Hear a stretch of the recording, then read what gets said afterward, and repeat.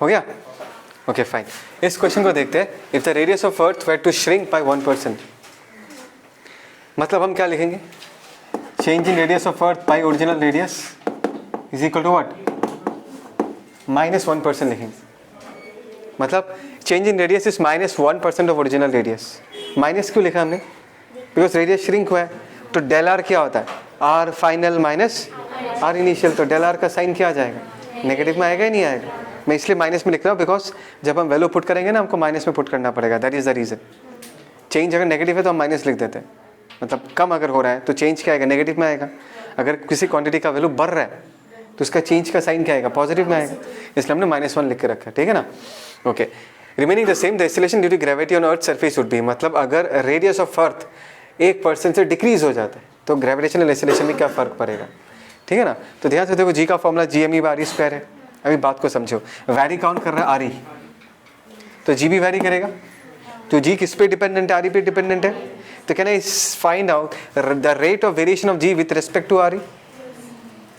जैसे कि rate of change of y with respect to x को हम कैसे लिखते हैं? dy/dx। अगर हमको g का वेरिएशन RE के रिस्पेक्ट में स्टडी करना है, so let us differentiate both the sides with respect to what? RE। तो हमने dg/dre कर दिया इधर। तो यहाँ पर GME कांस्टेंट है, ये बाहर रह गया और इसको डिफरेंशिएट कर दिया, -2RE⁻³ बोलो समझ में आया? ओके। सो यहाँ से मैंने dg लिखा, dg को रख दिया, dre को क्रॉस मल्टीप्लाई कर दिया, उधर लेके चला गया -2GME/RE³ और यहाँ पर dre है, ठीक है ना? चेंज पूछा है, जस्ट दिखने में अच्छा लगे इसलिए हमने dg को क्या लिख दिया? डेल जी। dg छोटा भाई है, डेल जी थोड़ा बड़ा भाई है, पता है ना? dg represents an infinitely small change in acceleration, del थोड़ा फाइनाइट चेंज रिप्रेजेंट करता है, हम लोग लिख देते हैं ऐसा करके रिप्रेजेंटेशन। तो dg का दूसरा रिप्रेजेंटेशन हमने डेल जी लिख दिया और dre क्या है? चेंज इन रेडियस, उसको हमने डेल आर लिख दिया। Is that clear? ओके। अभी हमको डेल r/RE का वैल्यू पता है। अभी हमको ये पूछा है कि what will happen to the gravitational acceleration, del g का वैल्यू बताना है। डेल जी का वैल्यू बताना है विद रिस्पेक्ट टू व्हाट? जी। तो जी का फॉर्मूला तो पहले से ही था, एंड दिस इज डेल जी। तो मैंने डेल जी को जी से डिवाइड कर दिया, तो GME/RE², GME/RE² क्या हो जाएगा? कैंसिल आउट, एक -2 बच जाएगा, एक RE बच जाएगा। तो -2 RE बच गया, यहाँ पर डेल आर बच गया। Is that clear? So del r/RE क्या है? Change in radius by original radius is -1%। तो हमने यहाँ पर डेल r/RE की जगह मैं क्या पुट कर दूंगा? -1% into 2। What is del g/g? Change in gravitational acceleration with respect to original acceleration, del g/g। Percentage तो हम ऐसे ही निकालते हैं ना, change by original value into 100। कुछ याद है या नहीं है? Change by original value into 100। तो डेल g/g का वैल्यू कितना आ जाएगा? ऑलरेडी यहाँ पर एक माइनस पहले से ही था और एक माइनस आ गया, तो मतलब +2%। प्लस का मतलब क्या है? ग्रेविटेशनल एक्सीलरेशन का वैल्यू इंक्रीज हो जाएगा, 2% से इंक्रीज हो जाएगा। समझ में? थोड़ा नया पैटर्न ऑफ प्रॉब्लम में डिफ्रेंशिएट करके निकालना पड़ता है, दैट इज द रीजन मैंने ये करवाया, ठीक है ना? अच्छे से इसको याद रखना। पॉज।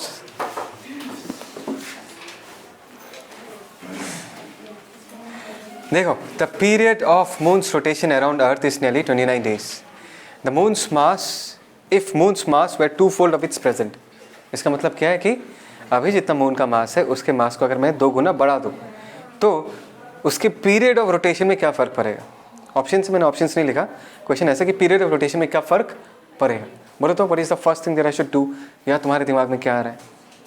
एक बार पीरियड ऑफ रोटेशन का फॉर्मूला तो देख ले, राइट? तब ना हम बता पाएंगे, right? So time period, for example ये अगर अर्थ है, इसके चारों तरफ मून गोल घूम रहा है, लेट अस से दिस रेडियस इज छोटा r, तो जिस सर्कुलर ऑर्बिट में मून घूम रहा होगा उसका सर्कमफरेंस कितना होगा? 2πr। Is that clear? तो इतना अलग अलग तरीके से कैसे सो पा रहा है? एक बार नीचे एक बार मुंडी ऊपर कर गया ना, मुझे भी ये टैलेंट सीखना है। देखा तुम लोगों ने कैसे सो रहा था? ये सर मैंने देखा, 3 बार देखा। देखो इधर सिद्धार्थ सीख ले भाई, फिर कॉलेज जाके आराम से, सैटरडे ऑफ रहता है, संडे ऑफ रहता है, वेडनेसडे हाफ होता है, तब सो लियो आराम से। हाँ बंक भी मार सकता है थोड़ा सीनियर होने के बाद। अभी 2 साल थोड़ा मेहनत कर ले। इधर देखो, टाइम पीरियड क्या होगा? दैट इज 2πr और इसके वेलोसिटी को हमने v लिख दिया। क्या तुमको याद है what is the velocity of a satellite? Formula derive किया था, फॉर्मूला थोड़ा तो याद रखना पड़ेगा। That is 2 GM/RE। Root over of 2g r escape velocity था। बोलो बोलो जल्दी से, वेलोसिटी ऑफ सैटेलाइट।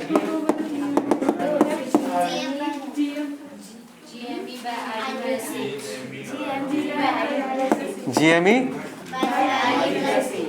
इसको मैं छोटा लिख सकता हूँ direct. RE plus is nothing but the distance from the centre. पक्का? तो ये हो गया वेलोसिटी ऑफ सैटेलाइट। तो यहाँ पर हम पुट करते हैं, देखो GME डिवाइडेड बाय व्हाट, छोटा r। Is that clear? पक्का? अच्छा, तो क्या ये टाइम पीरियड के फॉर्मूला में मून का मास आ रहा है क्या? मून का मास है कहीं पर? इस पर ये मास दिख रहा है, किसका मास है? This is the mass of earth. Is that clear? Moon का मास तो है नहीं। दैट मीन्स टाइम पीरियड जो है वो मून के मास के इंडिपेंडेंट है। तो तुम चाहे मून के मास को डबल टाइम्स बढ़ा दो या आधा टाइम्स घटा दो, फर्क नहीं पड़ने वाला टाइम पीरियड में। The time period is going to be the same. याद रहेगा, ये सब चीज़ें कभी गलती नहीं करना एग्जाम में। ठीक है, ओके चलो इस क्वेश्चन को देखते हैं। कम ऑन, इस तरफ। A satellite of mass m is moving in a circle of radius r under a constant centripetal force given by -k/r²। मतलब तरह से ये एक सैटेलाइट है ना, ऑब्वियसली इसके ऊपर सेंटर की तरफ एक सेंट्रीपिटल फोर्स लग रहा होगा, एंड उस सेंट्रीपिटल फोर्स का वैल्यू कितना दिया हुआ, दैट इज -k/r²। c का वैल्यू है -k/r²। माइनस तुमको ये बताता है that this force is pointing towards the centre. जब हम कैलकुलेशन करेंगे तो नहीं चाहिए, ठीक है ना? Okay, now then find the expression of kinetic energy, potential energy and total energy. कैसे करें? सेंट्रीपिटल फोर्स कैसा वो बता दिया गया है। काइनेटिक एनर्जी निकालना है, पोटेंशियल एनर्जी निकालना है, टोटल एनर्जी निकालना है। क्या मैं सेंट्रीपिटल फोर्स के, बोलो, is equal to gravitational force, तो दोनों को इक्वेट करेंगे। अच्छा, v निकल जाएगा। V ग्रेविटेशनल फोर्स के साथ इक्वेट करूंगा तो V नहीं निकलेगा। देखो ग्रेविटेशनल फोर्स के बराबर नहीं है, this is a hypothetical equation. ये तो फोर्स का एक्सप्रेशन दिया हुआ है, समझ में आ रहा है ये नहीं आ रहा? जो ग्रेविटेशनल फोर्स का एक्सप्रेशन था वो क्या था? G कैपिटल M छोटा m डिवाइडेड बाय r²। तो G कैपिटल M छोटा m कांस्टेंट मान के k दिया हुआ है। This is not equal to gravitational force हम लिख सकते हैं, बट मुझे पता है कि centripetal force is equal to what, mv² by that is the radius of the orbit is r। बोलो, तो यहाँ से हम mv² निकाल सकते हैं, और mv² अगर हमको पता चल चुका है तो हम काइनेटिक एनर्जी निकाल सकते हैं। ओके फाइन, सो mv² अगर हम लिखना चाहे r² चला जाएगा, ये कितना हो जाएगा k/r। इसमें हाफ लगा दिया, इधर 2 आ गया। So this is the expression for what, kinetic energy, that is k। ओहो, दोनों k दिख रहा है, ठीक है ना? k divided by 2r। ये तो हमने काइनेटिक एनर्जी निकाल लिया।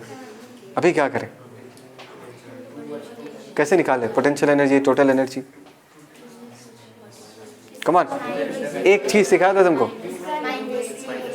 हाँ एग्जैक्टली ये सिखाया था, mod of k e u/2, right? अभी मुझे पता है कि पोटेंशियल एनर्जी डेफिनेटली क्या होगा, नेगेटिव होगा, but it is 2 times of kinetic energy. तो पोटेंशियल एनर्जी अगर मैं लिखना चाहूँ 2 times of kinetic energy but with minus sign, because potential energy interaction attractive वाला इंटरैक्शन है, तो पोटेंशियल एनर्जी का साइन क्या होगा, negative, that is -k/r। Is that clear? And what about the total energy? Total energy in this case, उसका magnitude is बराबर the magnitude of kinetic energy, that is k/2r, लेकिन इसके आगे भी हम एक माइनस साइन दे देंगे, ठीक है? तो इस छोटे से रिलेशन को हमने यहाँ पर यूज किया। Is that clear? पक्का समझ में? चलो भाई नेक्स्ट क्वेश्चन देखते हैं। The change in the value of g at a height h above the surface of earth. ध्यान देना, ये एक ऑब्जेक्ट है। The change in the value of g at a height h above the surface of earth is same as the value of, same as the depth d below the surface of अर्थ। अगर मतलब d depth में नीचे चला जाता हूँ तो यहाँ पर जो g इफेक्टिव का वैल्यू होगा और यहाँ पर जो g इफेक्टिव का वैल्यू होगा, दोनों का वैल्यू क्या हो जाएगा, सेम। और यहाँ पर बोला when d and h are both smaller than the radius of earth, मतलब बहुत बड़ा नहीं है। ये स्टेटमेंट इसलिए दिया गया है बिकॉज g इफेक्टिव का जो फॉर्मूला है, ध्यान देना, g इफेक्टिव का जो formula that is 1 + h/r whole square, ये फॉर्मूला था। लेकिन इस फॉर्मूला का एक अप्रॉक्सीमेटेड एक्सप्रेशन भी हमने डिराइव किया था, ये कह के कि एच का वैल्यू जो आर के रेस्पेक्ट में क्या छोटा है, तो यहाँ पर ये इन्फॉर्मेशन दिया हुआ है कि तुम एच को छोटा मान सकते हो। तो इसको हम कैसे लिखेंगे, जी 1 माइनस 2h बाई आर। तो हम जी इफेक्टिव का फॉर्मूला ये यूज़ कर सकते हैं। कहाँ पर, यहाँ पर at the top. Depth d में कितना होगा उसका तो हमारे पास एक फॉर्मूला है जिसमें कोई एरर नहीं है, याद है ना, सिखाया था। तो डेप्थ यहाँ पर जी इफेक्टिव का वैल्यू अगर मैं लिखूँ वो क्या, जी 1 माइनस डी बाई आर, ये था। और इस फॉर्मूला में कोई एरर नहीं है। Is that clear? और बोला गया है कि एच हाइट ऊपर जितना जी है, डी डेप्थ भी नीचे उतना ही जी है। तो दोनों को अगर मैं इक्वेट कर तो जी जी कैंसिल आउट हो जाएगा, बोलो ना। 1 माइनस यहाँ पर 2h by R, it is 1 minus d by R. 1 1 चला गया, आर आर चला गया, माइनस माइनस चला गया, तो डी का वैल्यू कितना हो जाएगा, दैट इज 2h। ठीक है, इज दैट क्लियर? ओके।